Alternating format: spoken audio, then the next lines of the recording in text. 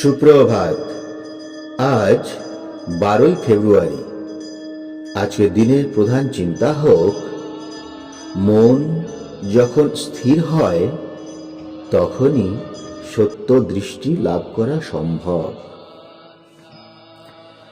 আজকের দিনের জন্য উপদেশ: অন্তরের দুয়ার বন্ধ করিয়া অন্ধকারে বসিয়া দুঃখ করিও না। যখন কর্কশ ব্যবহার বা দুঃখ তাপ আসিবে, তখন তাহার ধাক্কায় পড়িয়া গিয়া নিজেকে হারাইও না। যিনি উদ্বুদ্ধ, তিনি এমন কোনো অবস্থার নিষ্পেষণেও কাতর হন না। সাধু জীবনের ধারাই এই রকম।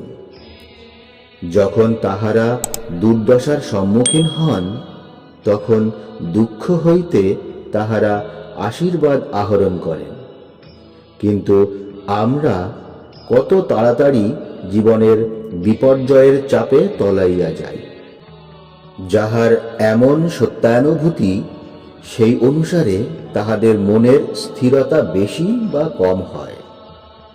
যতদিন তিনি যে সর্বভূতে সতত বিরাজ করিতেছেন, এই বিশ্বাস অক্ষুণ্ণ থাকিবে, ততদিন আমরা যে নিরাপদে আছি এ কথাও মনে থাকিবে, এবং আমরা সকল অবস্থায় অটল হইয়া থাকিব।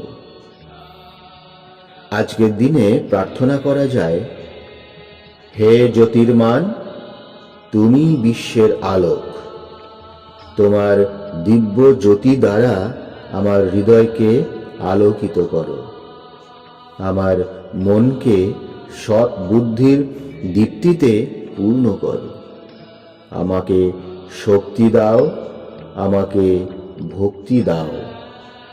আমি যেন দৃঢ় সংকল্প হইয়া তোমার পথ অনুসরণ করিতে পারি। প্রণাম।